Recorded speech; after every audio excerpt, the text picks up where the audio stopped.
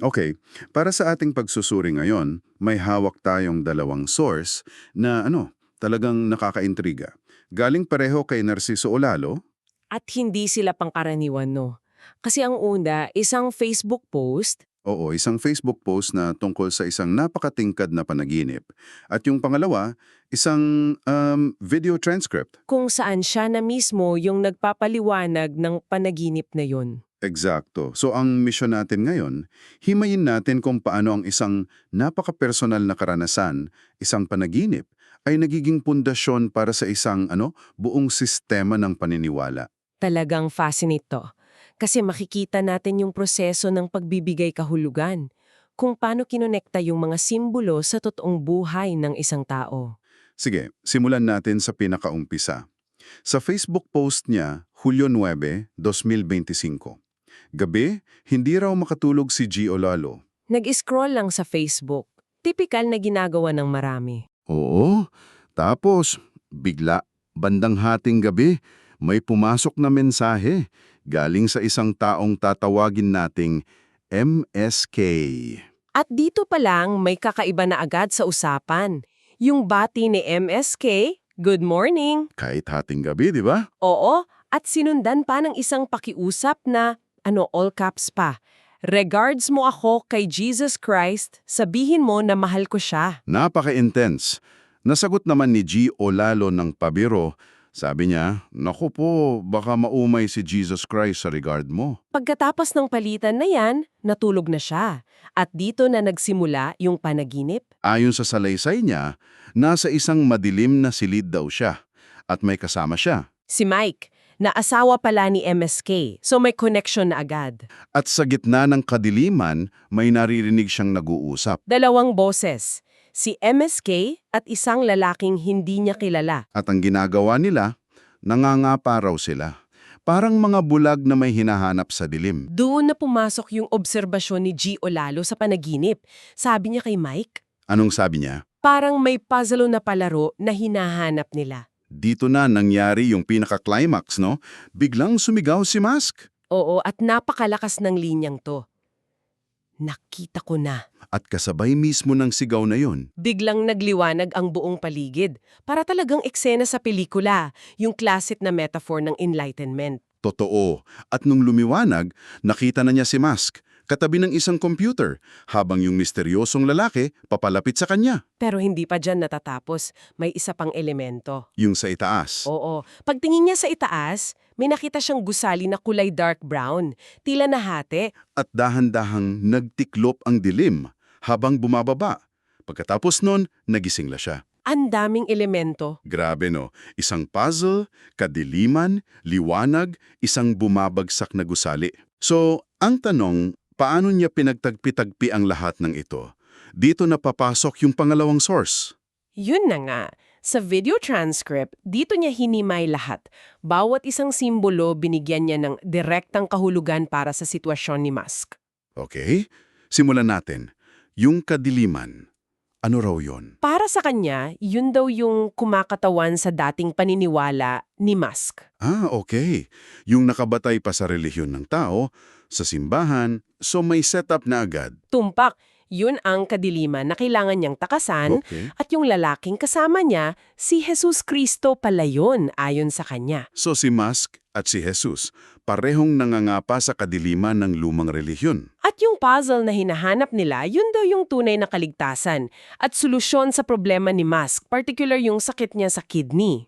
So yung pangangapa, yun yung proseso ng pagsusuri niya sa mga turo ni G. Olalo. Moment. Yung sandali na, nabuo na yung paniniwala niya, nanyakap na niya yung mga aral. Oo, yun na yung pagkatuklas niya sa katotohanan ayon kay G. Olalo. Grabe ang detalye, no? Walang nasasayang. Paano naman yung ibang tao sa panaginip, si Mike? Pati yun may kahulugan. Ang pagkakatabi raw nila ni G. Olalo sa panaginip, sumisimbolo sa papel ni Mike sa pag-aalaga sa kalusugan ni Mesk. Lalo na sa pagkain. Oo, partikular sa pagkain. At yung computer, simbolo na tuloy ang buhay, tuloy ang trabaho ni Mesk dahil sa himala. Pero puntahan natin yung para sa akin pinakadramatikong imahe, yung gusaling dark brown. Ito. Dito talaga makikita yung galing niya sa pagkukwento. Paano niya kinonekta yun sa sakit, sa kidney? Napakadireta. Sabi niya yung dalawang gusali, yun yung dalawang kidney ni Mesk. Wow, okay. At yung kulay brown daw, ang ibig sabihin, sira na. Hindi lang niya sinabing may sakit, ang ginamit niyang salita ay sira. At yung pagtiklop, Yun ay humina. grabe. So hindi niya lang sinabing napanaginipan kung may sakit ang kidney mo, ginamit niya yung imahe ng isang bumabagsak na struktura. Exactly. Na-transform niya ang isang medical diagnosis sa isang parang divine prophecy. At yun ang nagbibigay ng bigat, di ba? Oo, kasi kung yung pagbagsak ng kidney ay isang propesiya, yung patuloy na pamumuhay ni Misk nagiging isang buhay na himala. Nagiging patunay na tong ng kapangyarihan ng mga turo niya. Ang personal na paghihirap nagiging pampublikong testamento. At mula sa mga interpretasyong ito, doon na siya lumipat sa mas malawak na paliwanag. Dito na papasok yung pundasyon ng lahat ng to. Yung konsepto niya ng power of mind. Tama. Ayon sa kanya, ipinaggaloob daw ito ng Diyos sa kanya.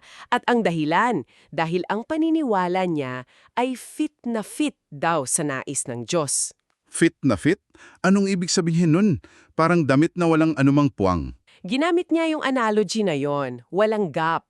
So, para maging malinaw, hindi ito parang law of attraction. Mas parang direct divine intervention. Mas malapit doon. Kasi nilinaw niya, hindi raw yung pisikal na katawan niya ang sinasaniban.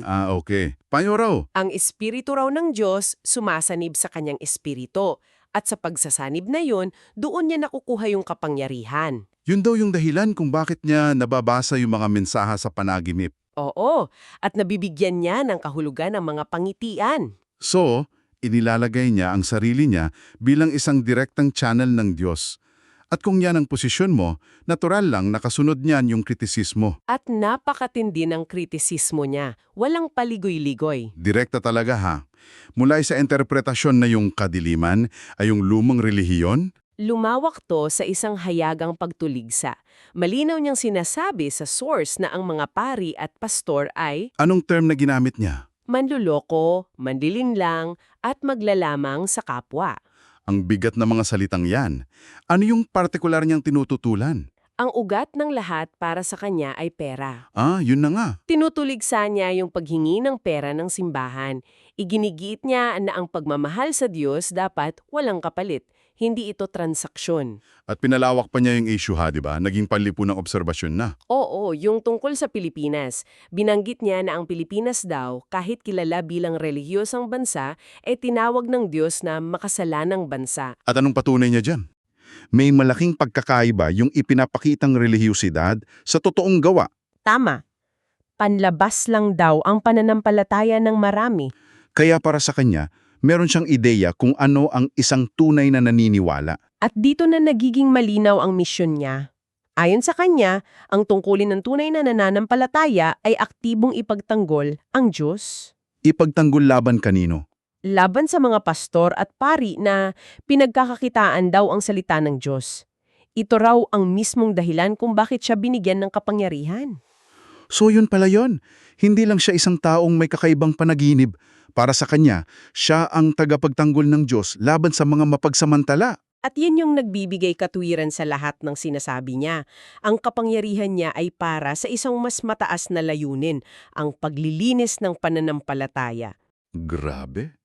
Napakalinaw ng pangkakalatag. Kung iisipin mo, nagsimula lang sa isang hating gabing mensahe sa Facebook. Isang panaginip tungkol sa madilim na silid at isang puzzle. At nasuri natin kung paano to naging isang detalyadong blueprint para sa pananampalataya, paliwanag sa kalusugan, at sa uli, isang matinding kritisismo sa lipunan. Ang isang napaka-personal na karanasan ay naging lente para tingnan at husgahan ang buong mundo sa paligid niya. At iniiwan tayo nito ng isang, mahalagang tanong. Oo, isang tanong na pwede mong pag-isipan, paano natin binibigyan ng kahulugan ang sarili nating mga karanasan? Maging panaginip man yan o simpleng pang-araw-araw na pangyayari. para bumuo ng sarili nating katotohanan. At ang mas malaking tanong, gaano kalaki ang epekto ng mga interpretasyong yon sa kung paano natin nakikita at hinaharap ang mundo?